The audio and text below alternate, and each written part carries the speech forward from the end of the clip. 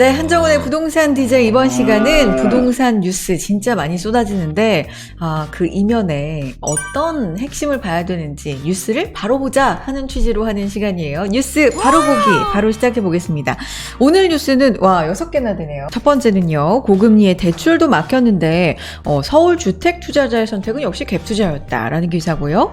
두 번째, 과천 아파트 반값 이 줍줍에 9천여 명이 몰렸다. 세 번째, 지금이 기회, 경매가 저가 아파트에는 몰린다라는 기사 나와 있네요. 네 번째, 정부가 재건축 부담금에 이어서 개발 부담금 개선을 추진하고 있다라는 소식이고요. 다섯 번째, 1기 신도시 재정비 선도구역 빠르면 2024년에 지정된다라는 소식. 여섯 번째, 규제를 풀면 뭐하나 지방 집값은 속수무책이다라는 소식까지 나와 있는데요. 요 간단하게 좀 살펴보고 어떤 뉴스를 좀 자세히 볼까요?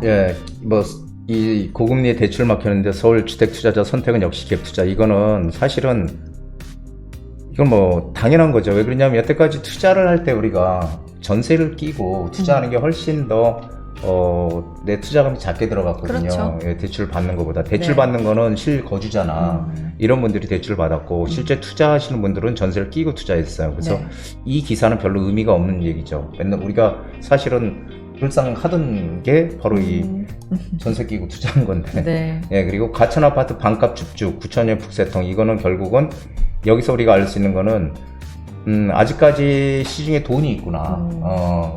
좀 싸다 그러니까 사람들이 몰리잖아요. 그렇죠? 이제 그거를 우리가 기사로 볼 수 있고요. 경매 저가 아파트에 몰린다. 저가 아파트에 몰리는 이유는 가격이 싸서 몰리는 거잖아요. 근데 그렇죠. 싼 거는 부동산도 우리가 똑같이 싼 게 비지떡이란 말하고 일맥상통한다 이런 얘기 제가 많이 들었듯이 저가 아파트 사면 안 된다는 얘기고요. 개발 부담금 원희룡 주택 공급속, 원희룡 국토부 장관이 이런 얘기 했죠. 지금 경착륙 안 된다. 너무 급격하게 떨어지면 안 되고, 그리고 이거를 경착륙에서 연착륙을 시켜야 된다. 부드럽게. 예, 부드럽게. 이런 얘기를 지금 해서 뭔가 규제를 좀 더 빠른 속도로 풀어줄 가능성이 크다라는 거 여기서 우리가 알 수 있고요.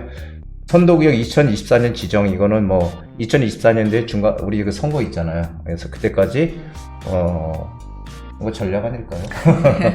자, 그리고 마지막, 이걸 제가 한번 체크를 해봤어요. 여섯 번째 볼까요? 규제 풀면 뭐하나 지방 집값 속수무책. 그래요. 지방 집값이 그러니까 규제가 일부 지역이 풀렸잖아요. 그러니까 완화가 됐잖아요. 그런 걸 기대했던 분들도 있을 거예요. 그러면 조금 집값이 살아나나? 근데 속수무책이라는 건 살아날 기미가 없다는 뜻일까요? 어떤 그렇죠. 얘기예요? 지금 이것도 상당히 당연한 거예요. 제가 늘상 말씀드렸지만은 우리가 가격이 싸다는 이유로 서울의 중심에서 외곽, 또 아니면 경기도 중심이 아닌 외곽, 지방으로, 또 나중에 지방으로, 이 단지 가격이 싸다는 의미거든요. 앞으로 부동산은 집값은 크게 차별화 시장으로 갈 거다라는 얘기를 제가 많이 드렸습니다. 그래서 이 차별화가 되기 때문에 가격 싸다고 이 갭 투자를 우리가 했던 것들, 지금 한 2년 동안, 2, 3년 동안 했던 분들이 가장 먼저 타격을 입을 거다, 이런 얘기를 상당히 많이 드렸죠. 그런데 지방 집값을 우리가 한번 보면요. 지방에 우리가 투자를 했던 이유는 지방에 뭔가 호재가 있고 좋아서 투자한 게 아니고 단지 싸다는 이유예요. 싸다는 이유. 싸다는 이유로 투자를 했는데 그것이 지금 올랐잖아요. 그렇다면은 오른 가격에 사줄 사람이 있어야 되는데 오른 가격에 사줄 사람이 없어. 왜 그러냐면은 거기는 오직 싸다는 이유 때문에 투자를 했거든. 그렇기 때문에 호재라는 이런 게 없단 말이에요. 그래서 사실은 이런 규제가 풀린다고 하더라도 그걸 사줄 수 있는 사람이 있어야 되는데 그 사줄 수 있는 사람이 없다는 거죠. 지방까지 가서. 그래서 상당히 가격 싸다고 이 갭 투자 물건을 산다는 거는 앞으로 이제 점점 더 고통스러울 것이다라는 생각을 많이 해요. 그래서 제가 한 몇 년, 2년 전에도 제가 그런 얘기 했죠. 지방의 물건들을 일단 빨리 매도해야 된다, 이런 얘기를 많이 제가 드렸었어요. 그래서 우리가 어디에 투자를 하든 이런 건 상관은 없지만 제가 생각하는 거는 모든 나라가 다 똑같습니다. 선진국들이 투자를 하려면 무조건 이 도심의 가장 중심권으로 들어와야 된다. 앞으로 집값의 격차는 점점 더 커질 것이다라는 거예요. 이 중심 지역과 외곽 지역, 특히 서울과 이 지방의 격차는 점점 커질 거고요. 그 이유는 제가 늘상 말했죠. 그래서 우리가 투자라면 투자라면 무조건 서울 쪽으로 해야 된다. 앞으로 이거 정말 중요합니다. 네. 이거 싸다고 가면 안 돼요. 그리고 거주는 뭐 지방에 하든 내가 편한 곳에 하면 돼요. 예, 지방도 좋습니다. 오히려 지방에 살기도 좋잖아요. 하지만 투자는 서울에 해놓으라는 거죠. 네. 그래서 앞으로 양극화가 커진다라는 거를 우리가 여실히 볼 수 있고, 결국 규제가 풀리게 되면은 항상 규제가 풀리는 순서를 보면 지방부터 풀려서 수도권으로 왔다가 그래도 뭔가 안 좋으면 이제 서울을 풀고 네. 거기서 마지막으로 이제 강남을 풀고 이런 순서대로 왔거든요. 그래서 결국은 항상 어떤 중심축은 서울이 중심축이 되는 게 맞다는 거죠.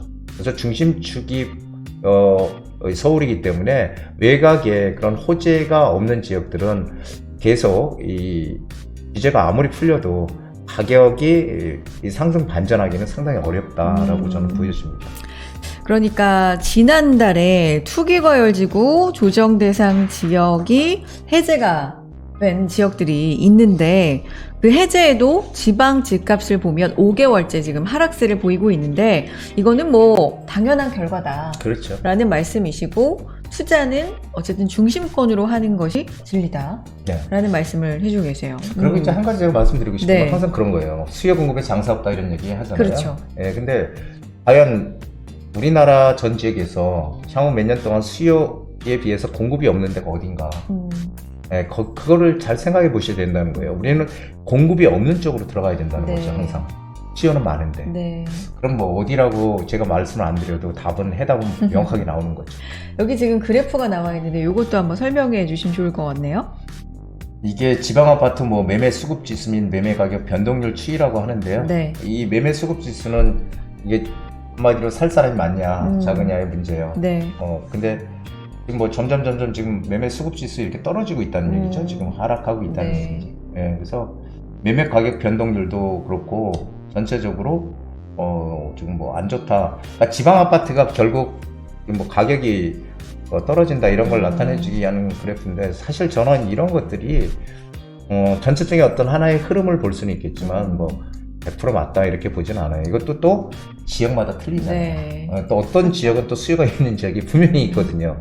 그래서 항상 우리가 투자를 뭔가 계획을 하고 할 때는 그 지역 단위로 봐야지 전체적인 공급 물량을 보면 안 된다. 이걸 네. 꼭 말씀드리고 싶습니다. 그러니까 100을 기준으로 해서 100보다 높으면 사려는 사람이 많고 100보다 낮으면 반대고 그런데 그 지수마저도 지금 좀 하락하는 흐름 이런 것들을 지금 그래프를 통해서 볼 수가 있었고요. 그래서 여기서 알 수 있는 건 우리는 투자는 중심 쪽으로 좀 해야 된다라는 시사점을 좀 주고 있다라는 부디의 분석이었습니다. 좋습니다. 다음 시간에도 또 좋은 뉴스들, 좋은 뉴스라기보다는 정말 많이 쏟아지는 뉴스들 어떻게 우리가 바로 보고 그 안에서 인사이트를 찾아야 되는지 함께 해드리겠습니다. 뉴스 바로 보기였고요. 이어서 여러분의 고민 해결해 드릴게요. 부디의 부동산 고민 타파 이어갑니다.